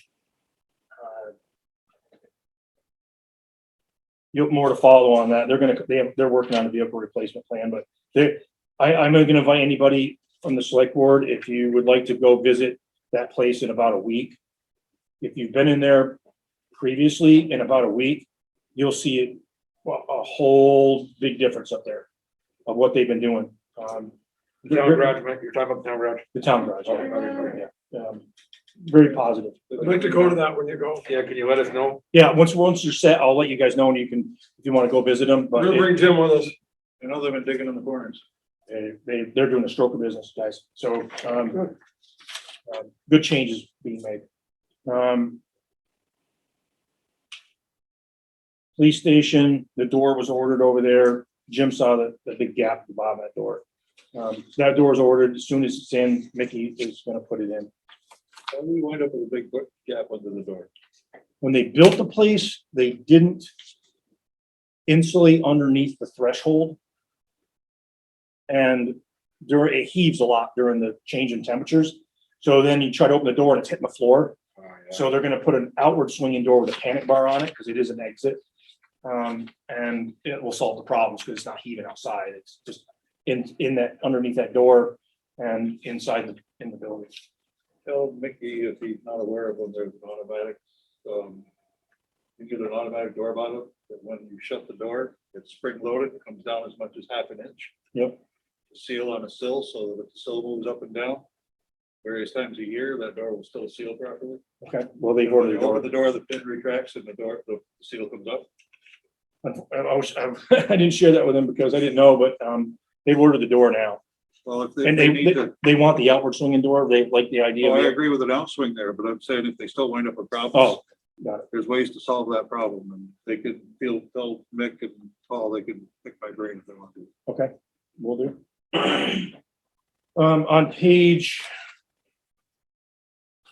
7, C, operations. I talked to the chief, fire chief, and he still wanted to meet with members of the select board to discuss a lot of the issues that are going on, maybe dispel some rumors, hopefully find a way forward. What I was suggesting is that the select board form 2 subcommittees, a public safety committee and a public works committee. And there's no set schedule to this. It's your committees. But when there's an issue with public works or an issue with public safety, to include budgets or vehicle replacement plans, that it can go into a committee, be worked out and flushed out. So we're not grinding the sausage out in front of the public, and it gives you the time to do it. And like I said, it doesn't have to be done every month or whatever. It's just when you need to, but it gives the at least 2 select board members to be assigned to that and be able to work through these issues as they come at us. Just something to consider. I did put some examples in there from Rutland City of what those committees have tackled in the past. I'm under safe on page 7, E, apparatus. So we're partway through this inspection of engine 2. We did have Central Vermont Truck Repair here in Bob Ward. They did the inspection. In your package, there's a handwritten, a note on what the guy found or recommended or stated. The vehicle, and the second part of this is going to be this week. I'm not sure what day. I didn't go that deep into it. 2 DMV inspectors are supposed to go to the highway garage to work with Bob Ward and Chris they're trying to come up with a driver training CDL program. And I asked them when they're done, to bring them down here to look at that vehicle so that we get Central Vermont truck repairs assessment and we get DMV enforcement officers assessment of that. So more to follow, but the guy said he has no issues saying that truck can be driven on the road. It's not going to catastrophically fail, or they talked about they could drive over hill over dale over here and it's not going to fail. So that's what we have for his first step, and more to follow with the truck guys. Can I ask a question on that? Yeah. Right now, it's considered out of service. Is that going to change, or is the chief going to leave it out of service? I talked to him today, and we're going to leave it out till the DMV guys come in here this week and look at it. Okay.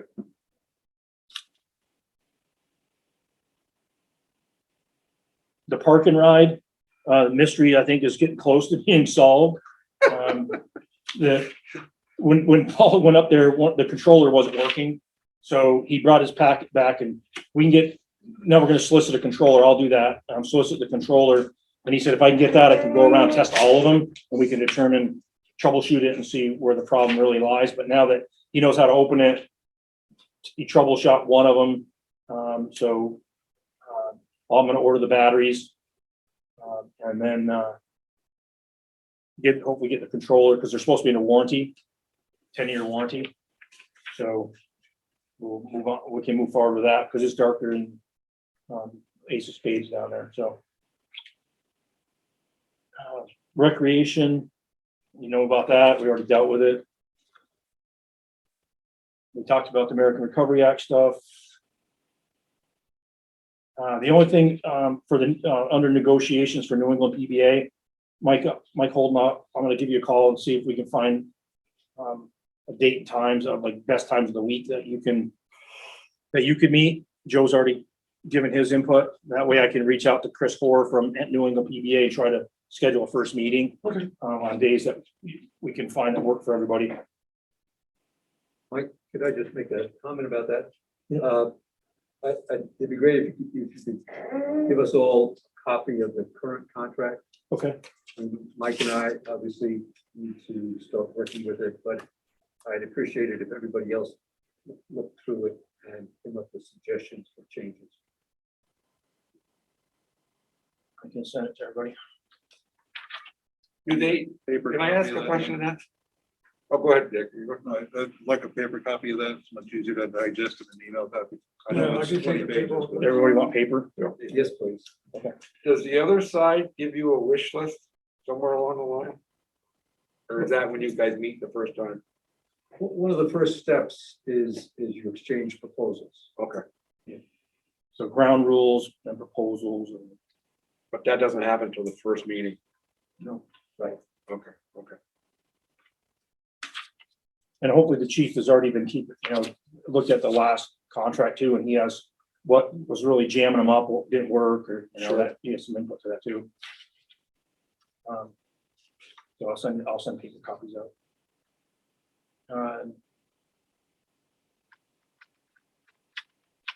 There was a concern about the roads, and this was over the holidays.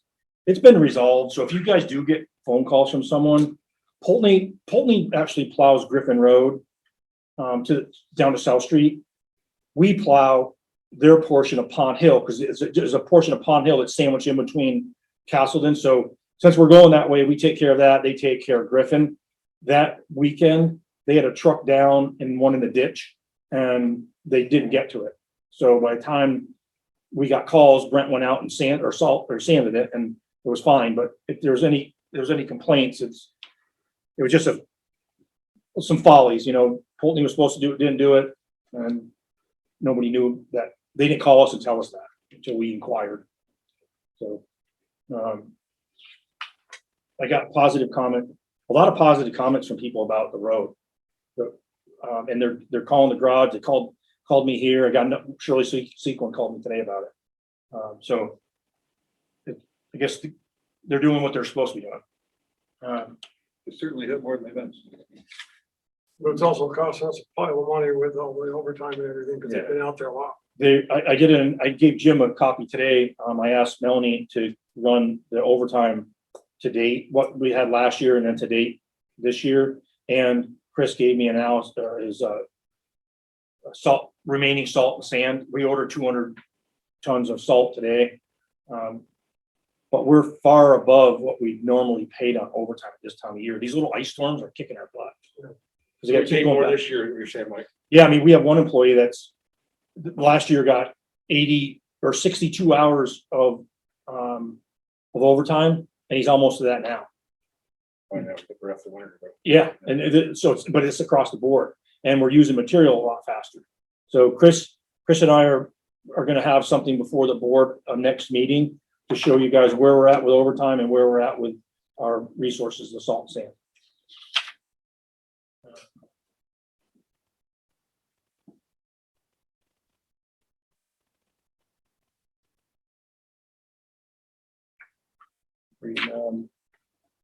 The appropriations that were in your packet. Again, before the warning, there was two of the folks or the groups that were looking for those nonprofits looking for the annual appropriations, and they were late. They didn't late past what our policy says. And then there's one that's still waiting for some financials, and they don't have it in either. That's in there. So the question is, will the board still accept the request for those appropriations from those that were late, that they're not asking for more. So our policy says that, you know, they don't have to get a petition, but we also have a date, you know, a time frame that's due, and they were late. So if you're willing to accept them, and they should be in your packet. What's your recommendation, Mike? I would say, it would look really bad if we didn't approve those, because with COVID and everything else, I know there's staffing issues everywhere. So I would recommend that the board, approve them. Okay, is there a motion on that? I'll make a motion that we approve. I'll second it. Second discussion. I just have a question on the Sure. policy, actually. Why did we decide on November 10th, Jim? You were there too. And so was Bob. I was, I'm not answering that. No, I don't know, it seems like, sometime in December might be more appropriate. But- Don't we do our budget though in November? Yeah, it's usually budget time at that Yeah, point. but we don't, items aren't on the budget. No, they're No, not but in the budget. We get an idea of what, Yeah. how much more money people are getting asked for. Yeah, if they're asking for more, yeah. I have no idea where that date came from, like, Dick. So I'm just questioning whether that date's appropriate, but I have no problem with these. These are all worthy, and a couple that are late. I think we can forgive that. Yeah, or Joe? Yeah, I mean, I wouldn't mind changing the policy. I don't think it's good practice to regularly ignore our own policies. And if we're gonna make an exception, I think we should communicate that to the agreement, the late petitioners, and say that, they're giving them a break this year because of COVID, but You got a free pass. don't expect it in the future. Okay, All right. Perfect. okay, is, any other discussion on the motion? All those in favor indicate by saying aye. Aye. Motion passes. The last one on that, was, on page, 10, last page. Green Mountain Power. So they installed that, there was, some discussion and concern by board members about the darkness of turning off from Route 30 into the health center, into the police department's, entrance. Green Mountain Power put in the 85 watts street light. It looks like they re-aimed it, because I looked at it again tonight. It was at a steep pitch, so it could shine out over the intersection. But when you're pulling out of there back towards Route 30, it was shining right in your face. So it looks like they've adjusted it when I looked at the first time. So we can look at it and see if it's not adequate, then we got to go to Plan B, and that would be putting a pole in. And I got to call them anyway about the one down here at Castleton Meadows, because there is a pole there. And I drove by that, and that's totally dark as well. And there's elderly people, a lady called me and said it's just hard for them to see turning in there. Can I make a motion to, get a hold of Green Mountain Power, see if they can set a pole for us over there? I don't know if you need a motion, but you want a motion? No, I mean, if you can look at this, I think you'll probably find it unacceptable. It is, that's what I'm And saying. Can we I'll set a contact pole them with about the lights on it? costs. That one's easy. There's a pole there, but I'll ask them about the cost here, and then once I get the cost, I can go to the health center and say, okay, now I know the cost. Right. Would you cost share with us? Anybody have any problems with that? No, okay, Yeah. Mike, And that would, pending your questions. you need an executive session for labor relations? Yes, please. Okay. All right, okay. Any other questions for Mike? I had no, I forgot it. If not, let's move on to purchase orders. I don't believe we have any purchase orders. Warrants for approval. Would somebody like to do that? Yeah, we make a motion to approve warrant number 0110 for $95,721.64. Warrant 0110R for $650. Warrant 0106 for $10,220 or $10,200.26. Warrant 1231 for $9,102.99. Warrant 0106P for $16,609.42. And warrant 1230P for $17,608. Over again, $17,862.78. I'll second it. And a second. Any questions on the warrants? These warrants, Who seconded? I'm sorry. I did. Mike did. If not, all those in favor indicate by saying aye. Aye. Motion passes. I'd like to make a motion for, warrant number 0107P for $634.28. And number 1231P for $632.26. I'll second it. And a second, I'll any second. discussion? I'll recuse myself. Dick recuses himself. Bob. Where's that? Bob. Oh, sorry, Jim. Okay, but, yep, got it. Did we vote on that? No, we didn't. I didn't think we did. All those in favor indicate by saying aye. Aye. Motion passes.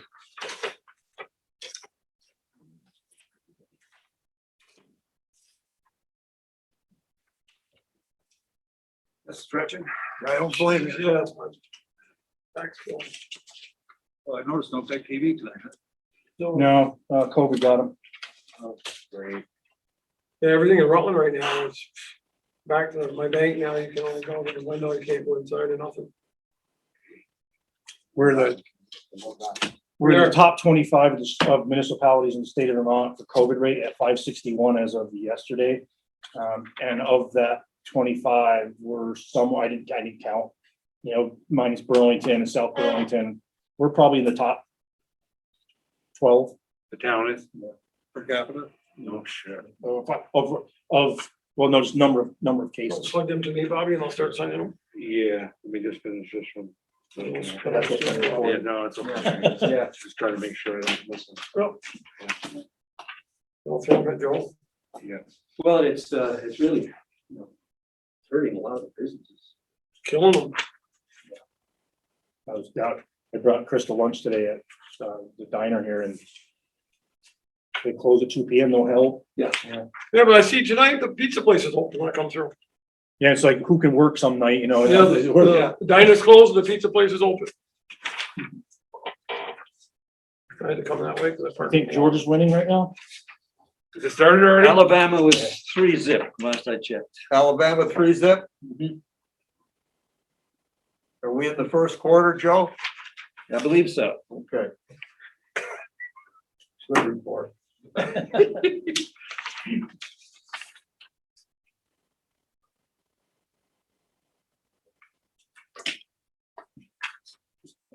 You're welcome. I think that's all of them, Joel. All right, There you go, sir. thank you. Thank you. Looking for 8. When I get up to it. 8. Great. Can go that high, I think. Should be able to get all the way to 10. Yeah, I know. Yeah, I got all my digits. Big shoes on. Hey, Mike, Yes. just a quick comment. Listening to you guys, it sounds like you're postponing everything for the warning for the 24th. Yep. Normally, on the 24th at 5 o'clock, I have to send the ballot in to start proofing in order for me to get ballots back in time for absentees. So. Yeah, we know. It's It's even gonna be, tighter. it's gonna be right against the wall, but I could talk to you tomorrow. I'm not, we know that there's like a 99.9% solution. Okay, If nothing else changes, we're only talking about rec, so. okay. We'll make it work. Yeah. It's always not the best scenario, but that's 8th one I'm counting. Mr. Chairman, We get in here. there's 8 there. We're here right here every day. Bobby goes by every day. So. I don't Oh, want to. okay. Got them all? 8. Okay, moving on quickly. Select board comments and or concerns. Do we have any? Bob? Nedra, are you still there? No, she's Yeah, sure. She's muted. She's muted, but she's there. Can I'm you here. update yourself, Nedra? I'm sorry. I'm going to ask you a question. Where do you stand on sending ballots out to every last individual? We haven't talked about that tonight. No. Don't talk about it. That I was is, gonna ask you, Ned, where do you stand on that? well, that's something the select board has to make a decision on. If you guys choose to mail them out to everybody, then I can do that. Both Jim and Mike asked me to put something together on the price of it, so I'm not sure if you have that. Yes, I do. You're not gonna give me your opinion on what, maybe it's an inappropriate question. I don't know. I need a little. It's something that the select board has to vote on. I mean, I can send an absentee ballot to anybody that requests it, but if you guys want the entire town to have it, then I would have to order more ballots because I normally order enough for about, I think it's 3/4 of the town. Okay. I would have to order enough for the entire voter roll plus some, because some people aren't gonna want them in the mail. They're gonna come in person anyways.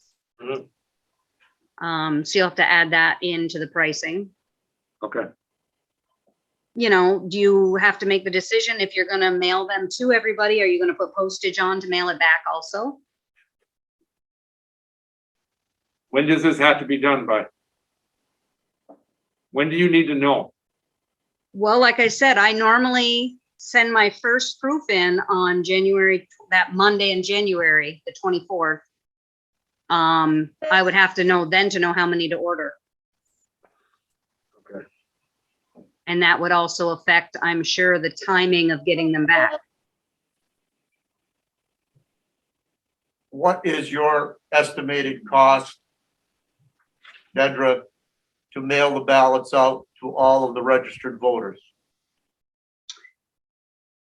I don't have those figures here with me right now. I believe the paperwork I gave you said there was approximately 2,400 voters.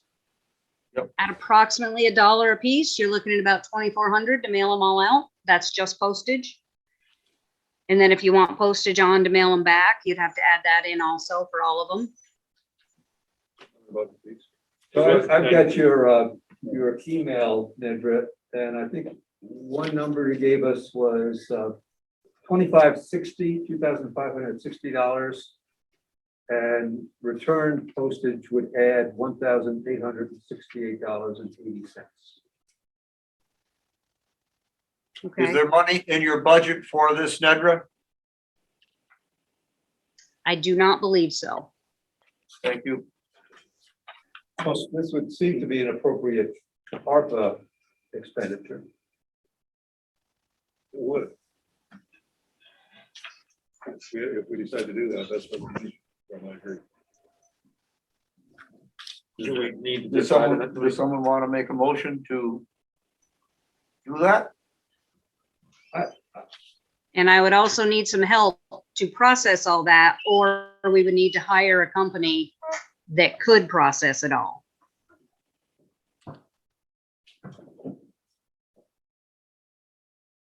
I think, I mean, we've done this in the past, when we thought there was a risk of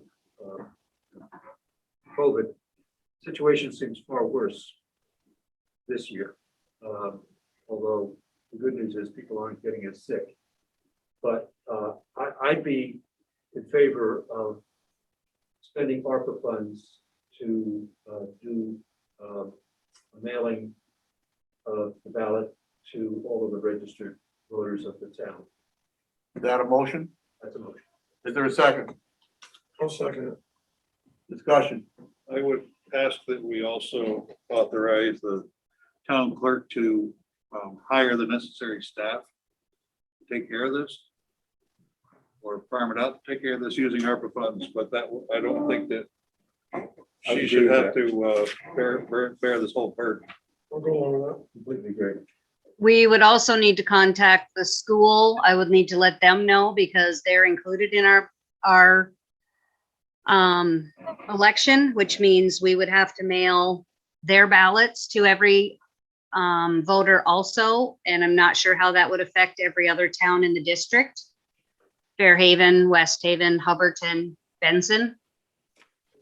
I'm not in favor of this. Other comments? I guess my comment is this. Anyone who wishes to receive an absentee ballot has every right to get one, and we should certainly make voting reasonably easy. On the other hand, and if anybody contacts Nedra, doesn't have anything really to do with COVID, she will mail them the ballot, they return it.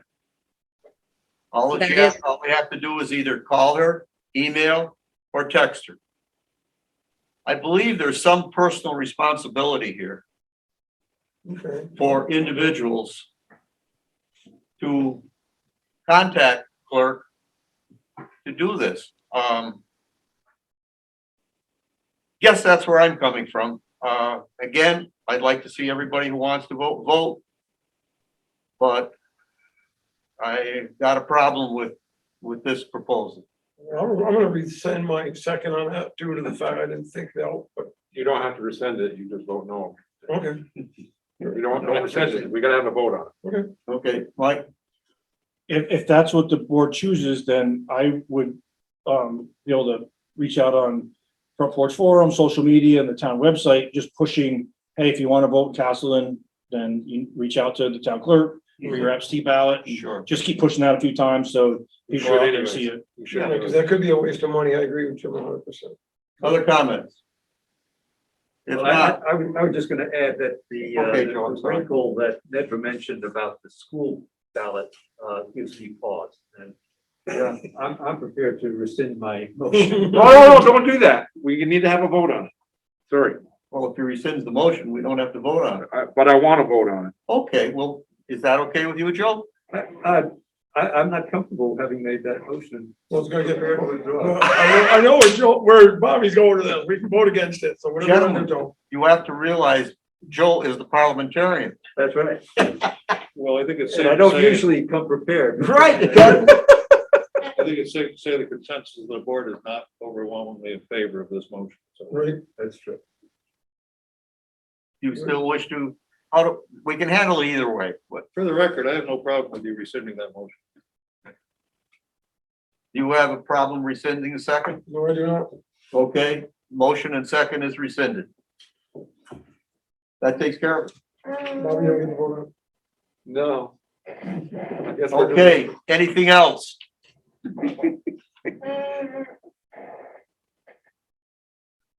Are we on select board concerns still? We're still on, select board concerns. Done? Yeah, I'm done. Y'all done? Mike, do you have anything? I'm good. You're good. I got one, but I can't think of it. Joe? I was gonna bring up sending out ballots, but I'm not now. Good move. Sorry, took your thunder, Joe. Sorry. Dick, you have anything under Just select one board thing, I concerns? think that we should do the town manager the courtesy of giving him more direction on what to do with that 156,000 in surplus. 153. 3,000 in surplus, because, I mean, he can take his best stab at it, and then our next meeting, we don't like what he stabs. Okay, He has no time for a second chance. right, that's very So good. I think it would be fair to him to give him some direction now. or tell him Okay, he's not so getting would you like to make a motion to that effect, Dick?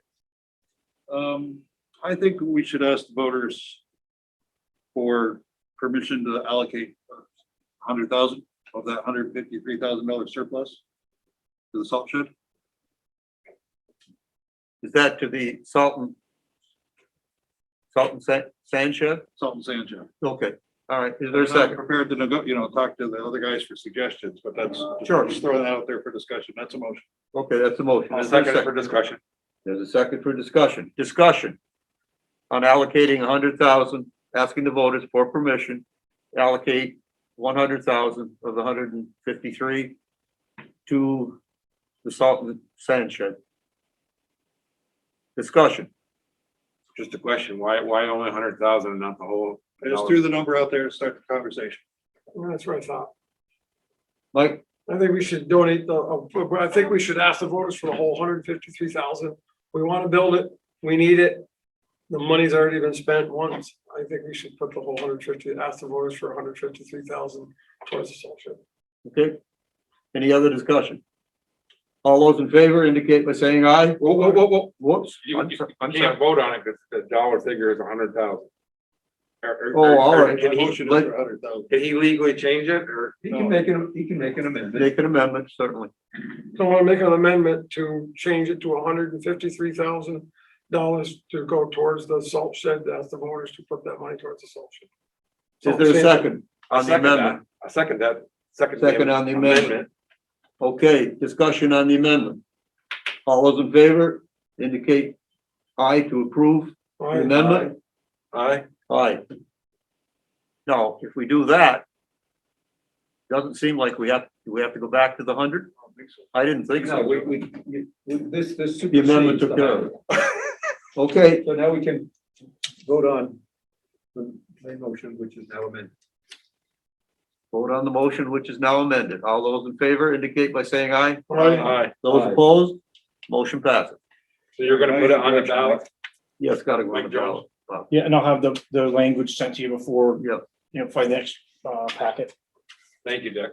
Anything else for, oh, yes, Mike. Well, I have one other thing I just thought of. I would like to be considered or be available for to get on the committee for the fire department to get that resolved.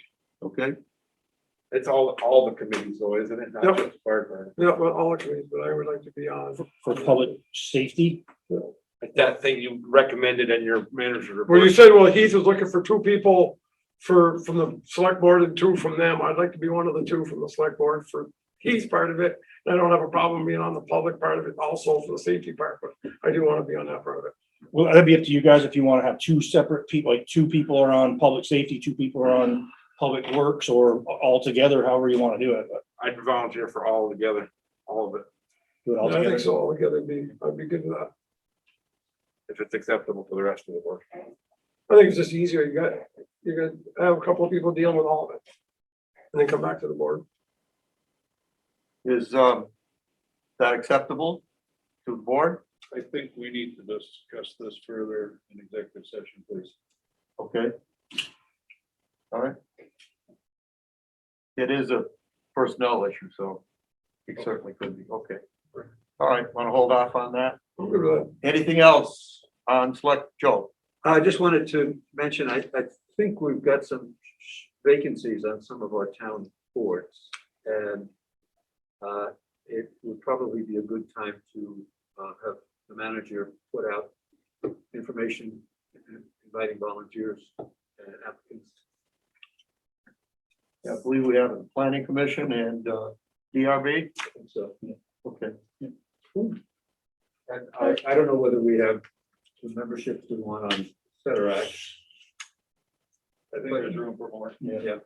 There is, okay. I think so. Don't hold me to that, but I'm All right. very confident that's true. Okay. Anything else? Oh, no, there must be something else. Yeah. Okay. Brief recap. Follow-up items, I'm good. seeing none. Motion to go into executive session. Is the first one, labor relations, Yeah, and contracts. labor relations and contracts. So moved. I'll Is there- second it. In a second, Yeah. discussion, 908 with the board and the town manager. correct. All those in favor indicate by saying aye. All right. Those opposed, we're in executive session.